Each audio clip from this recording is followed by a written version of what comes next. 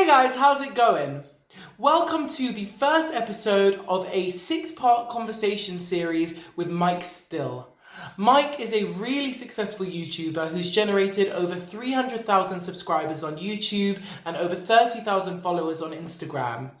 He started off making videos like learning and teaching Arabic, which struck some interest in the Middle East because he's a white guy who speaks Arabic better than a lot of people. He's now gone on to make videos about learning all sorts of languages, along with vlogs and advice videos about traveling to countries around the world. In this episode, we asked the question, should vlogs only highlight the positive aspects? Mike shares with us some of the backlash that he's received as a YouTuber who doesn't always promote the most glamorous aspects of a country in his vlogs. But before we go into this, I do want to remind you that I'm going to be uploading each episode of this series every Thursday. So if you want to get weekly updates, then make sure you subscribe to this channel. And if you want to know what the topics are going to be of each episode, I've put a list of them in the description box below. All right, let's do this. And I remember watching one of your videos where you went to Bulgaria, which, to be honest, looked quite dreary. Like, it looked like a very... Did you watch the vlog? Did you watch my Bulgarian vlog? Yeah, it looked very dreary.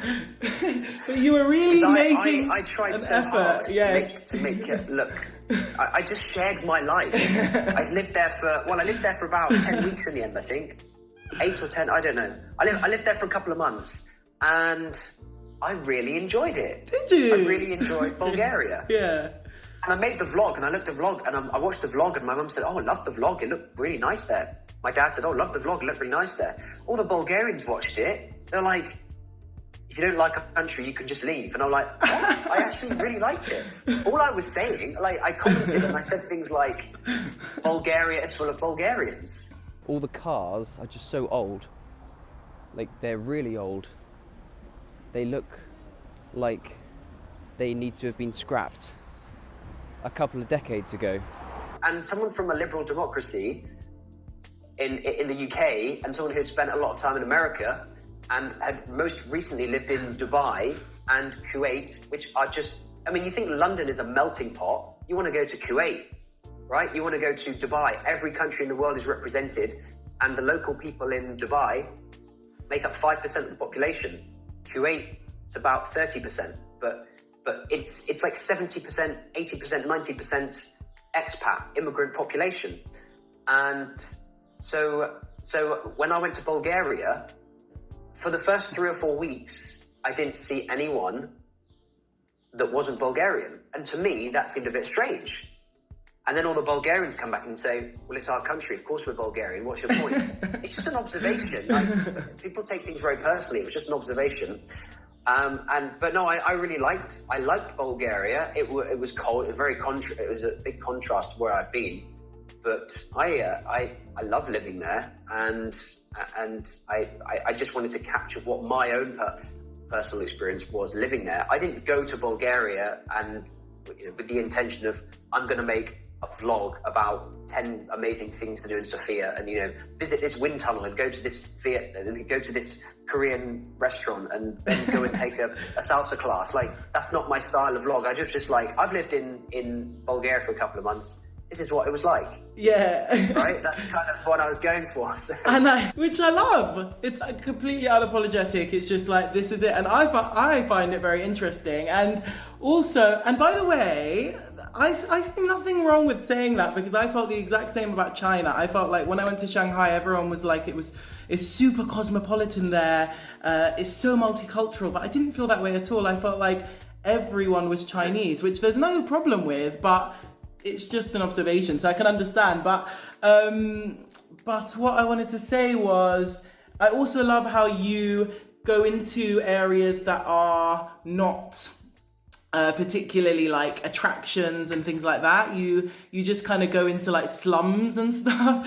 It's really nice because you don't get that. You get, oftentimes with vlogs, people are just selling the place like, this is fabulous and fabulous and fabulous, but getting to see like what just like the neighborhoods are like, the average neighborhoods, it's interesting to see. Well, I mean, I got in trouble initially with my Kuwait vlog as well, and there was a newspaper article written about my vlog, and the headline, which I can send to you and maybe you can put up, was something along the lines of British teacher tarnishes the image of Kuwait through YouTube. Right? Really? And I was like, hang on a minute, that was not my intention, and I'm pretty sure I was fairly positive in talking about Kuwait. Do I live in Salmiya or Kuwait City? Do I have a big mansion that I film in? No, because I live in Fintas, and my daily walk to the co-op is past these like burnt out cars buried under a couple of tons of sand. So guess what's going to be in the background when I'm walking around filming? Like, I'm sorry, I mean, like, I guess you could say the streets aren't very attractive, but that's the way they look. And you get there, you get used to it.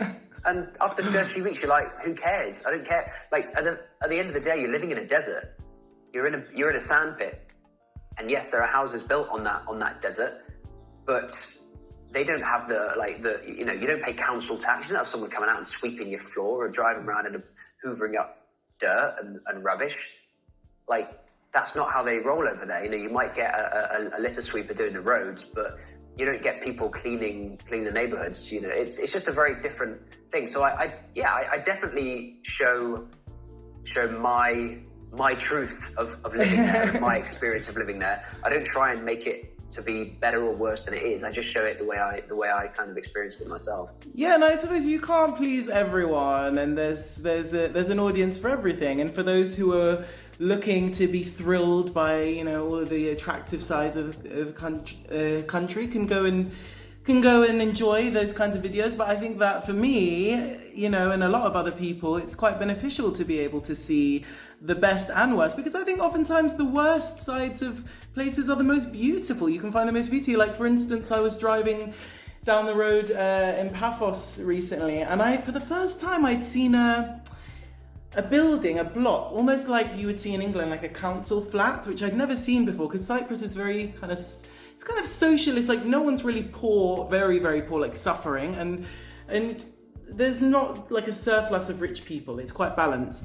And so, yeah, and so, no, yeah, your Cypriots don't really struggle too much. And so, seeing that, I saw like this kind of council flat with, like, you know, clothes hanging on the outside, and it was all kind of old and gritty and quite sad to see, but there was a beauty in it as well. It was kind of like standing alone, and I was kind of like, wow, like, I've never seen this in Paphos before. It's quite inspiring. So yeah, like, going back to you, like, having you show those things, I think, you know, could be argued that it's beautiful things. Actually, they're quite beautiful, you know. Yeah. I'm fascinated with inequality, and I have been for many years, and that's something that really hits you when you travel, and which I can't help comparing. And actually, going back to my Bulgaria vlog, I remember commenting on the fact that it seemed to me like a far more equal society than anywhere I'd been. Kuwait, incredibly unequal. Dubai, incredibly unequal. Hong Kong, rich, poor, right? The big cities in China, rich, poor. Dubai, rich, poor. Bulgaria, like, slightly wealthier, slightly poorer, but pretty balanced. And I find that, the causes of that and the results of that, very fascinating.